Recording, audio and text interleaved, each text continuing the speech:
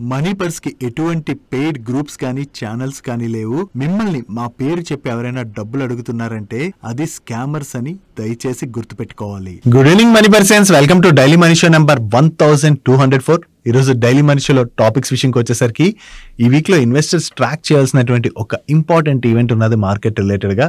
దాని గురించి డిస్కస్ చేసుకుందాం. దీంతో పాటుగా పీజీ ఎలక్ట్రోప్లాస్ట్ కంపెనీ ఐడియా ఉన్నది కదా, ఈ పీజీ ఎలక్ట్రోప్లాస్ట్ రిలేటెడ్ గా కొన్ని కన్సర్న్స్ అయితే రేజ్ అయ్యాయి. ఈవెన్ దానికి వాళ్ళు కూడా క్లారిఫికేషన్ రిలీజ్ చేశారు. దాని గురించి కూడా ఇన్వెస్టర్స్ అయితే తెలుసుకోవాలి. ఇలా మార్కెట్లో చాలా ఇంపార్టెంట్ అప్డేట్స్ ఉన్నాయి, అన్ని కూడా వన్ బై వన్ క్విక్ గా డిస్కస్ చేసేద్దాం.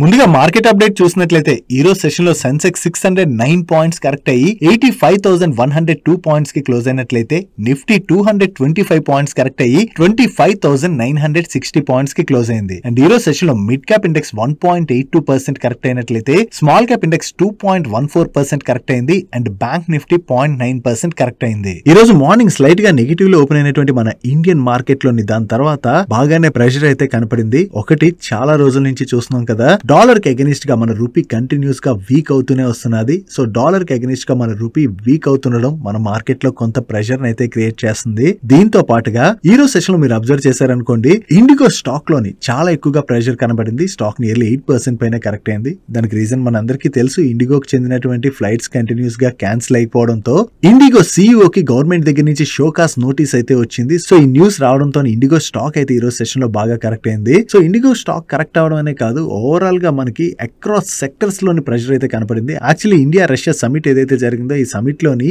అనౌన్స్మెంట్స్ అయితే వచ్చాయి, కానీ మార్కెట్ ఇంకా బెటర్ అనౌన్స్మెంట్స్ రావచ్చు అని చెప్పి ఎక్స్పెక్ట్ చేసింది. బట్ మార్కెట్ కి ఫుల్ ఫ్లెష్ గా క్లారిటీ రాలేదు అనౌన్స్మెంట్స్ రిలేటెడ్ గా. అంటే వాటి వాల్యూస్ ఎంత, ఏ రేంజ్ లో ఉంటాయి, వీటి రిలేటెడ్ గా అయితే ఫుల్ ఫ్లెష్ గా క్లారిటీ రాలేదు. సో దాంతో ఈ రోజు సెషన్ లో కొంత డిఫెన్స్ స్టాక్ లో అయితే ప్రెషర్ కనపడింది. వీటితో పాటుగా గ్లోబల్లీ మనకి కొన్ని ఈవెంట్స్ కూడా ఉన్నాయి కదా. రేపటి నుంచి యుఎస్ ఫెడ్ మీటింగ్ కూడా స్టార్ట్ అవుతుంది. అండ్ ఈ మీటింగ్ యొక్క అవుట్కమ్ మనకి వెడ్నెస్డే రోజు నైట్ కి అయితే రానుంది. ఈసారి ఫెడ్ దగ్గర నుంచి యుఎస్ ఎకానమీ రిలేటెడ్ గా, ఇన్ఫ్లేషన్ రిలేటెడ్ గా, ఫ్యూచర్ రేట్ కట్స్ రిలేటెడ్ గా ఎటువంటి స్టేట్మెంట్స్ వస్తాయన్న దాని గురించి గ్లోబల్ మార్కెట్స్ అన్ని కూడా వెయిట్ చేస్తున్నాయి. సో ఫెడ్ దగ్గర నుంచి వచ్చేటువంటి ఈ స్టేట్మెంట్స్ ఈ వీక్ లోని మార్కెట్స్ అయితే డెఫినెట్ గా ఇంపాక్ట్ చేస్తాయి. కాబట్టి కొంతవరకు గ్లోబల్ మార్కెట్స్ లో వాలటాలిటీ కనపడుతుంది. అండ్ మన మార్కెట్ లోనైతే బాగానే ప్రెషర్ కనపడింది. కంటిన్యూస్ గా మన మార్కెట్ లోని ఎఫ్ఐఎస్ అయితే సెల్ సైడే ఉంటున్నారు. ఈవెన్ ఈ రోజు కూడా ఎఫ్ఐఎస్ యొక్క సెల్లింగ్ అయితే కంటిన్యూ అయ్యి ఉండొచ్చు. Actually India US trade deal related గా కూడా మార్కెట్ లోని చాలా హోప్స్ ఉన్నాయి. అంటే trade deal related announcement December లోనే రావచ్చు, డిసెంబర్ ఎండింగ్ కల్లా ట్రేడ్ డీల్ అవ్వచ్చు అని ఇండియా సైడ్ నుంచి స్టేట్మెంట్స్ వచ్చాయి కదా.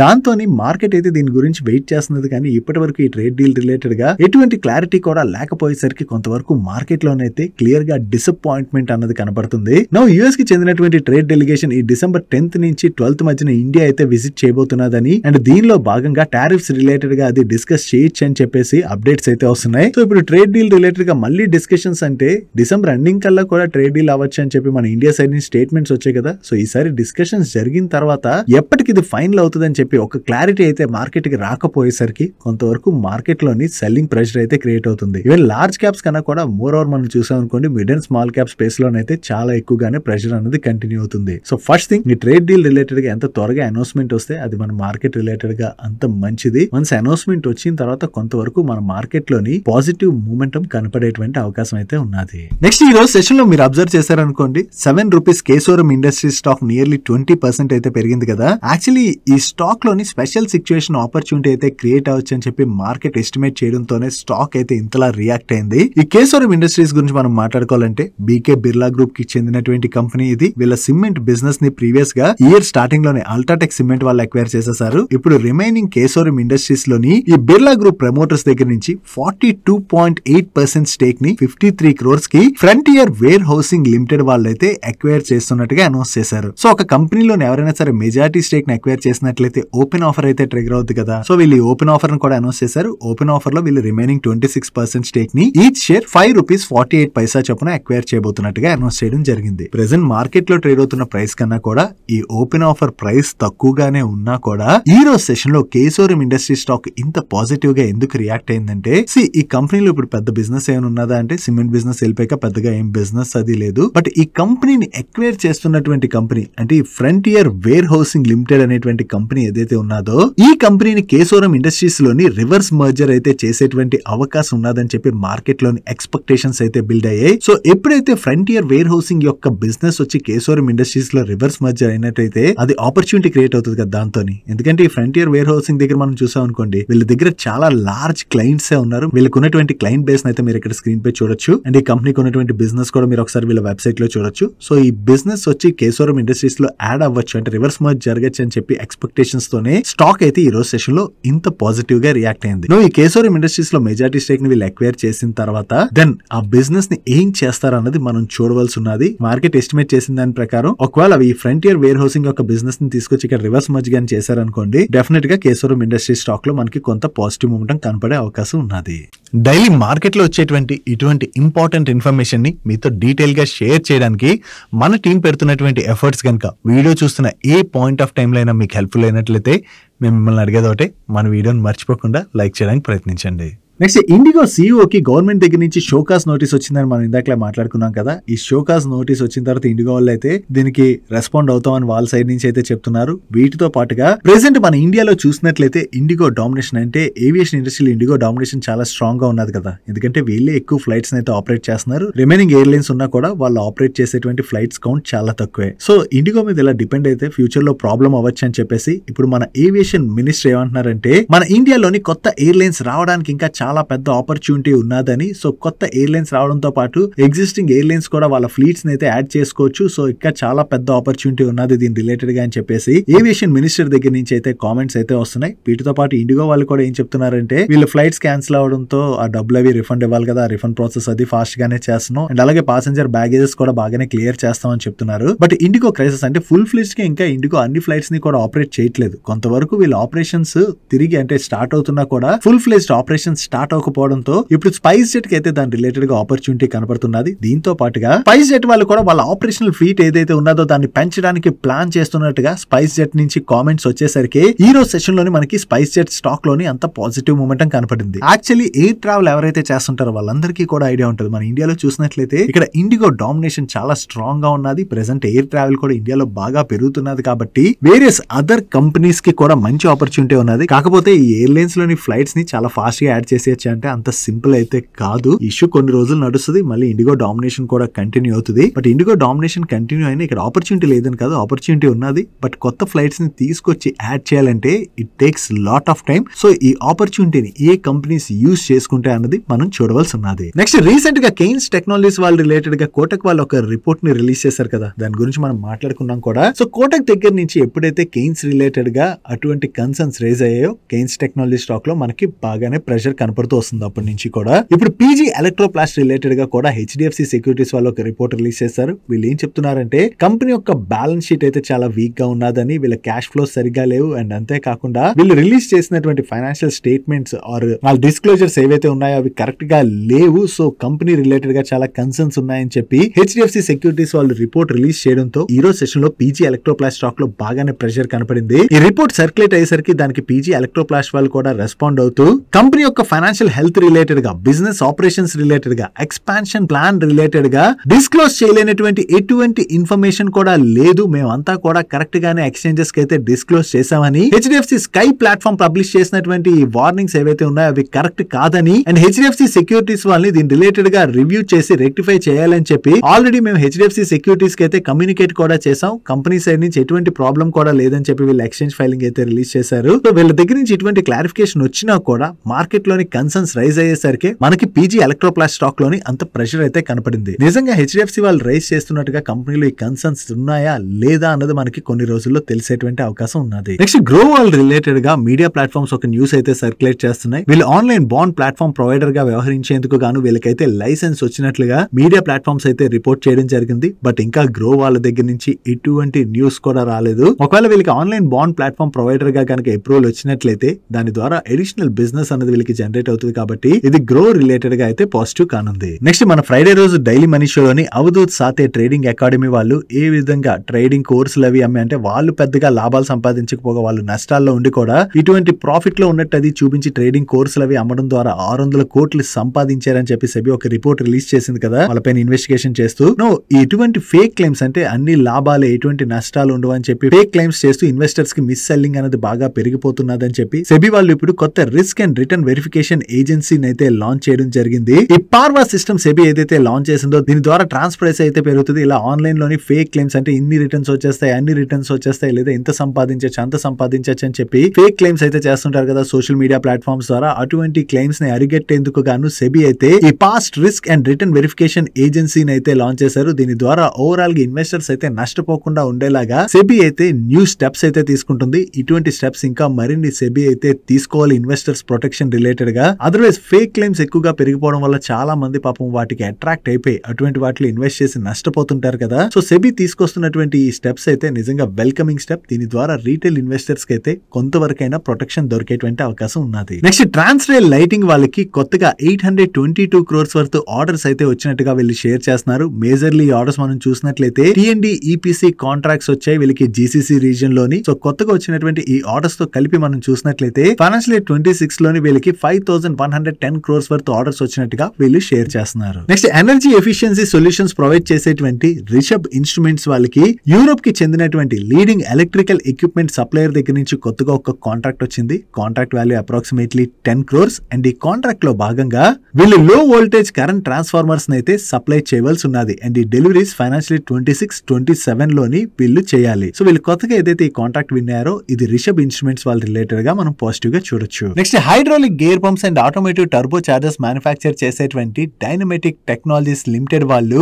డజల్ట్ ఏవియేషన్ వాళ్ళతోని ఒక అగ్రిమెంట్ లోకి ఎంటర్ అవడం జరిగింది. ఈ అగ్రిమెంట్ లో భాగంగా డజల్ట్ ఏవియేషన్ వాళ్ళ latest business jet Falcon 6X కోసం వీళ్ళు కంప్లీట్ రేర్ ఫ్యూజిలేజ్ ని అయితే బిల్డ్ చేయబోతున్నట్టుగా షేర్ చేస్తున్నారు. సో డజల్ట్ ఏవియేషన్ వాళ్ళతో ఈ అగ్రిమెంట్ ఏదైతే సైన్ చేశారో ఇది డైనమెటిక్ టెక్నాలజీస్ కి చాలా పాజిటివ్ కానుంది కాబట్టి ఈ రోజు సెషన్ లోని డైనమెటిక్ టెక్నాలజీ స్టాక్ లో మనకంతా పాజిటివ్ మూమెంటం కనపడింది. నెక్స్ట్ ఫినో పేమెంట్స్ బ్యాంక్ వాళ్ళు రిలేటెడ్ గా ఒక పాజిటివ్ అప్డేట్ అయితే ఉన్నది. ఈ ఫినో పేమెంట్స్ బ్యాంక్ ని పేమెంట్స్ బ్యాంక్ నుంచి స్మాల్ ఫైనాన్స్ బ్యాంక్ కింద కన్వర్ట్ చేసేందుకు గాను RBI దగ్గర నుంచి వీళ్ళకి ఇన్ ప్రిన్సిపల్ అప్రూవల్ వచ్చినట్టుగా వీళ్ళు షేర్ చేస్తున్నారు. ఇంకా ఫైనల్ అప్రూవల్ అయితే రావాల్సి ఉన్నది. ఇది వీళ్ళ రిలేటెడ్ గా పాజిటివ్ అయినా కూడా ఈ రోజు సెషన్ లో మీరు అబ్జర్వ్ చేస్తారనుకోండి ఫినో పేమెంట్స్ బ్యాంక్ స్టాక్ లోని మనకి చాలా ప్రెషర్ అయితే కనపడింది. దానికి కారణం వీళ్ళకి లెండింగ్ సైడ్ అది పెద్దగా ఎక్స్పీరియన్స్ లేదు కదా.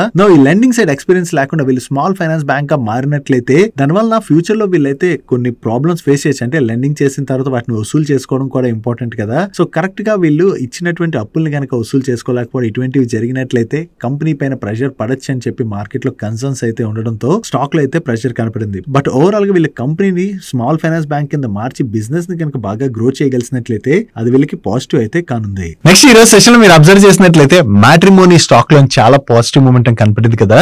దానికి రీజన్ ఏంటంటే ఈ మ్యాట్రిమోనీ వాళ్ళ బోర్డు December 15th రోజున మీట్ అయ్యి వీళ్ళ ఈక్విటీ షేర్స్ యొక్క బైబ్యాక్ ప్రపోజల్ అయితే కన్సిడర్ చేయబోతున్నట్టుగా అనౌన్స్ చేశారు.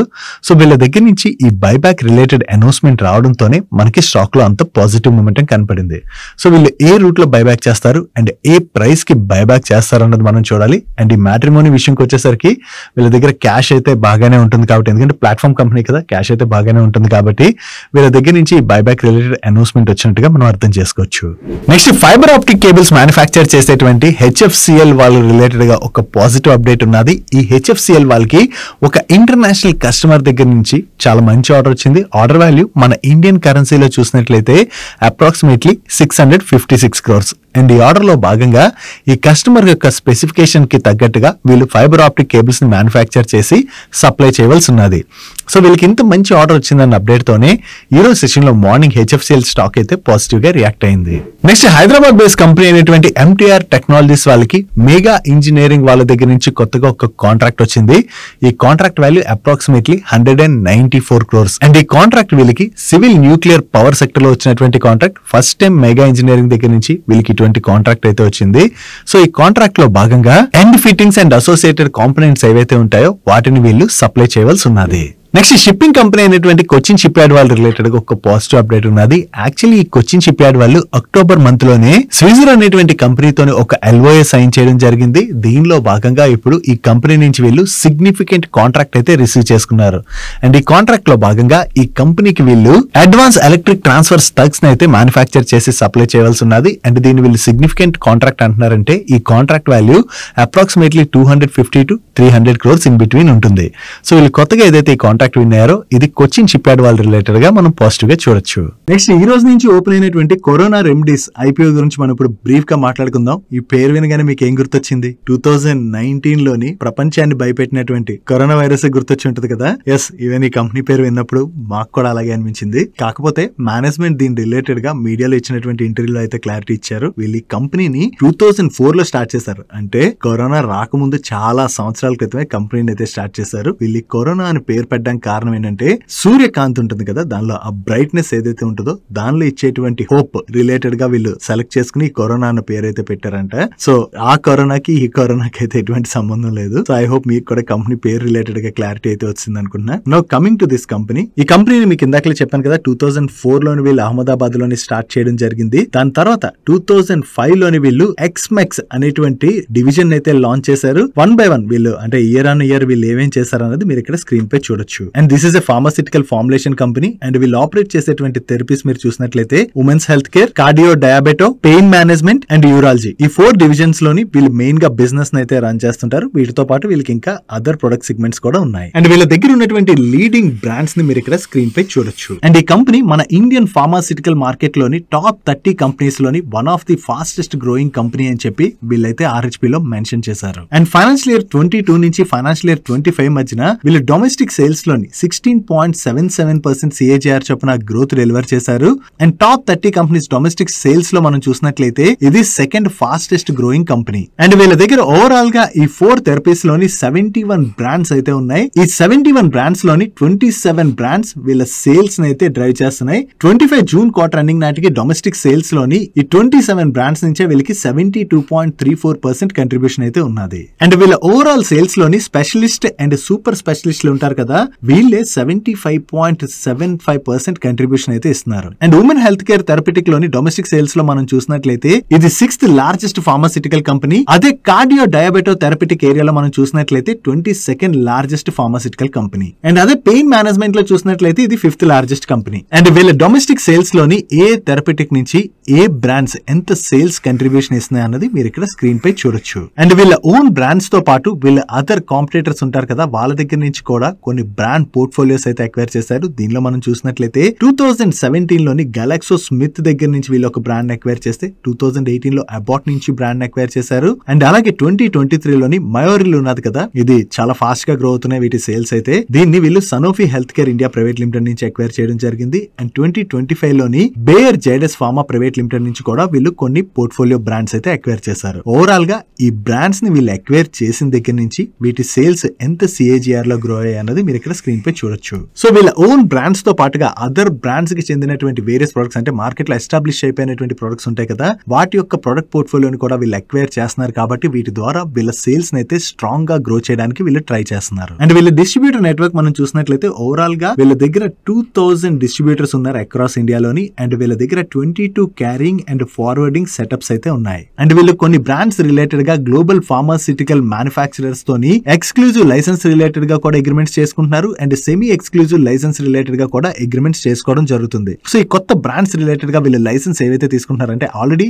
ఈ బ్రాండ్స్ ఎస్టాబ్లిష్ అయి ఉంటాయి కదా మార్కెట్ లోని, ఆ ఎస్టాబ్లిష్ అయి ఉన్నటువంటి బ్రాండ్స్ రిలేటెడ్ గా వీళ్ళు లైసెన్స్ అక్వైర్ చేస్తున్నారు. కాబట్టి దాని ద్వారా వీళ్ళకి మెయిన్ అడ్వాంటేజ్ ఏముంటదంటే అక్కడ వీళ్ళు ఎక్కువగా ప్రొడక్ట్ ప్రమోషన్స్ అవి చేయకుండానే సేల్స్ అవి కూడా బాగా జరుగుతాయి. కాబట్టి అది కంపెనీ రిలేటెడ్ గా అడ్వాంటేజ్ అవుతుంది. సో దాని రిలేటెడ్ గా వీళ్ళు లైసెన్స్ అయితే గ్లోబల్ ఫార్మాసిటికల్ కంపెనీస్ నుంచి తీసుకుంటున్నారు. And Ferring pharmaceuticals private limited అనేటువంటి కంపెనీతోని మన ఇండియాలో ఇన్ లైసెన్సింగ్ అగ్రిమెంట్స్ ఉన్నటువంటి 3 కంపెనీస్ లోని ఈ కంపెనీ ఒకటి. ఇప్పటి వరకు ఈ IPO లో షేర్ చేసిన ఇన్ఫర్మేషన్ మీకు హెల్ప్ఫుల్ అయినట్లయితే మన వీడియోని మర్చిపోకుండా లైక్ చేయడానికి ప్రయత్నించండి. టాప్ 30 ప్లేయర్స్ లో మనం చూసినట్లయితే 2022 తర్వాత న్యూ ప్రొడక్ట్స్ ని ఎక్కువగా లాంచ్ చేసినటువంటి కంపెనీ ఇదే. అండ్ ఈ కంపెనీకి ఈ న్యూ ప్రొడక్ట్స్ ద్వారా జూన్ 2025 నాటికి 50 మిలియన్ రూపీస్ సేల్స్ అయితే వచ్చాయి. ఓవరాల్ గా ఈ న్యూ ప్రొడక్ట్స్ ద్వారా వీళ్ళకి 14.43% షేర్ అయితే వస్తున్నట్టుగా షేర్ చేస్తున్నారు. And national list of essential medicines ఉంటాయి కదా, దీనిలోని వీళ్ళకి చాలా లో ఎక్స్పోజరే ఉన్నది. ఇది ఉండడం వల్ల మెయిన్ అడ్వాంటేజ్ ఏంటంటే ఈ national list of essential medicines లో వీళ్ళకి చెందిన మెడిసిన్లు ఉన్నాయనుకోండి,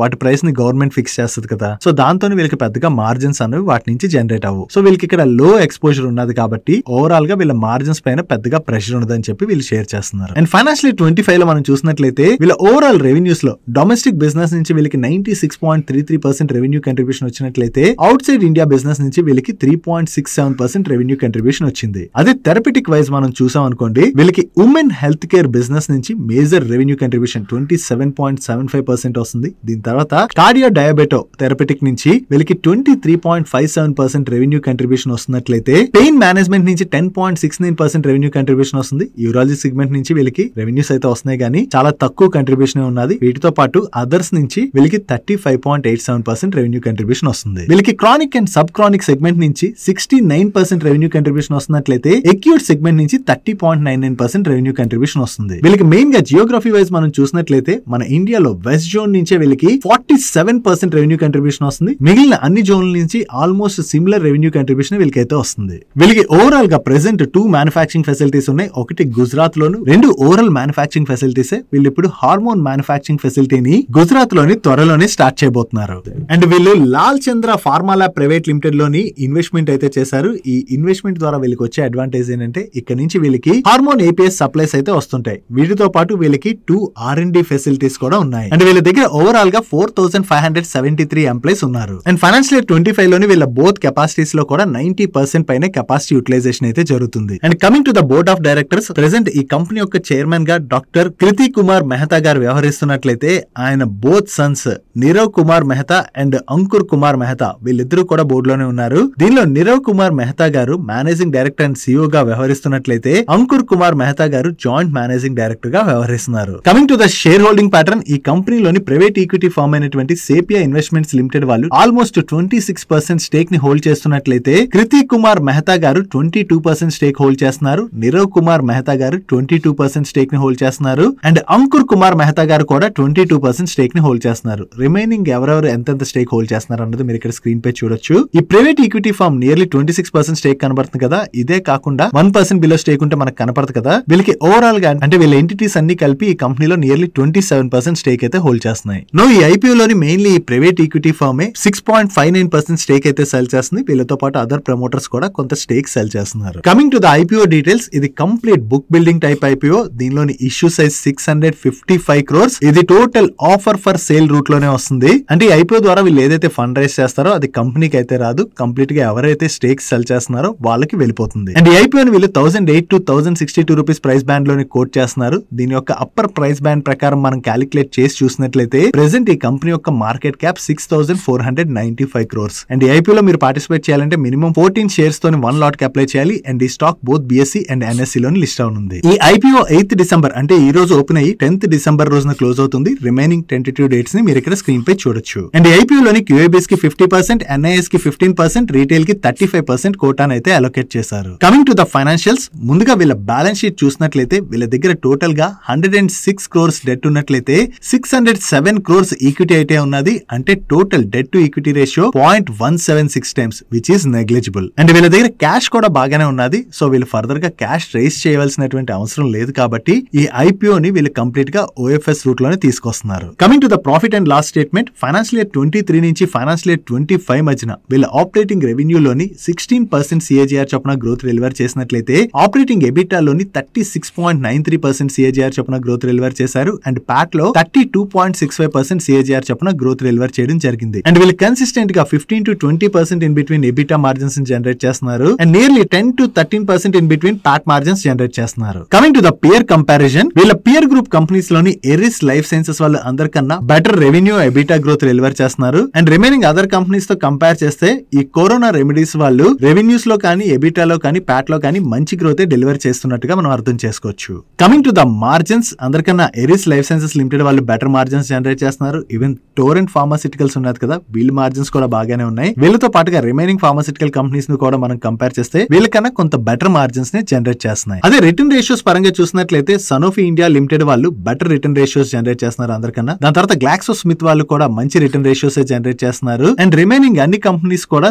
సేమ్ లైన్ లోనే రిటర్న్ రేషియోస్ అయితే జనరేట్ చేస్తున్నట్టుగా మనం అర్థం చేసుకోవచ్చు. కమింగ్ టు ద రిస్క్, వీళ్ళు మెయిన్ రిస్క్ మాట్లాడుకోవాలంటే వీళ్ళకి మెయిన్లీ 27 బ్రాండ్స్ నుంచే మేజర్ రెవెన్యూ కంట్రిబ్యూషన్ అయితే వస్తుంది కదా. సో ఈ బ్రాండ్స్ లోని ఏదైనా బ్రాండ్ సేల్స్ కనుక ఇంపాక్ట్ అయ్యి అనుకోండి, అప్పుడు వీళ్ళ రెవెన్యూస్ పైన ఇంపాక్ట్ అవుతుంది అన్నది మనం గుర్తుపెట్టుకోవాలి. వీటితో పాటు జనరల్లీ ఫార్మాసిటికల్ కంపెనీస్ కి రెగ్యులేటర్ ఆడిట్స్ అవి కూడా నడుస్తుంటాయి కదా. ఒకవేళ రెగ్యులేటర్ దగ్గర నుంచి ఏదైనా వీళ్ళు రిలేటెడ్ ఏదైనా ప్రాబ్లమ్ వచ్చింది అనుకోండి, అప్పుడు డెఫినెట్ గా వీళ్ళకనే కాదు ప్రతి ఫార్మాసిటికల్ కంపెనీ పైన కూడా ఆ రిస్క్ అయితే ఉంటుంది. కమింగ్ టు ద వాల్యుయేషన్స్, వీళ్ళ ఐపీఓని మరీ ఏమంత చీప్ గా కోట్ చేయట్లేదు, అలా అని చెప్పి ఎక్స్పెన్సివ్ గా కూడా కోట్ చేయట్లేదు. ఆల్మోస్ట్ మార్కెట్ లోని వీళ్ళ పియర్ గ్రూప్ కంపెనీస్ ఏ వాల్యుయేషన్స్ లో అయితే ట్రేడ్ అవుతున్నాయి, వీళ్ళు కూడా సిమిలర్ గా అదే రేంజ్ లోని ఐపీఓని అయితే కోట్ చేస్తున్నారు. సో ఒకవేళ ఐపీఓకి వచ్చి కంపెనీ లిస్ట్ అయిన తర్వాత ఒకవేళ స్టాక్ గానీ బాగా కరెక్ట్ అయింది అనుకోండి కొంతవరకు, దెన్ డెఫినెట్ గా ఈ కంపెనీని వాచ్ లిస్ట్ లో యాడ్ చేసుకుని అయితే ట్రాక్ చేసుకోవచ్చు. అండ్ కంపెనీ సైడ్ కూడా అంతా బాగానే ఉన్నది. అండ్ దీంతో పాటుగా వీళ్ళ సేల్స్ ని గ్రోత్ చేయడానికి గ్లోబల్ ఫార్మాసిటికల్ కంపెనీస్ తో లైసెన్స్ కూడా తీసుకుని ఆ బ్రాండ్స్ అయితే మన ఇండియాలో తీసుకొస్తున్నారు కదా. అక్కడ వీళ్ళు బ్రాండ్ ని కొత్తగా ఎస్టాబ్లిష్ చేయవసరం లేదు, ఆల్రెడీ బ్రాండ్ అయితే ఎస్టాబ్లిష్ అయ్యి ఉంటుంది కాబట్టి దాని ద్వారా వీళ్ళ సేల్స్ అయితే బాగానే జనరేట్ అవ్వచ్చు. అండ్ కంపెనీ దగ్గర క్యాష్ అది కూడా బాగానే ఉన్నది. సో వీళ్ళ ఎక్స్పాన్షన్ కూడా బాగానే చేసినట్లయితే ఫ్యూచర్ లో మంచి గ్రోత్ డెలివర్ చేసేటువంటి అవకాశం ఉన్నది. సో ప్రెసెంట్ అయితే వాల్యుయేషన్ పరంగా చూసినట్లయితే సిమిలర్ లైన్ లోనే వస్తుంది కాబట్టి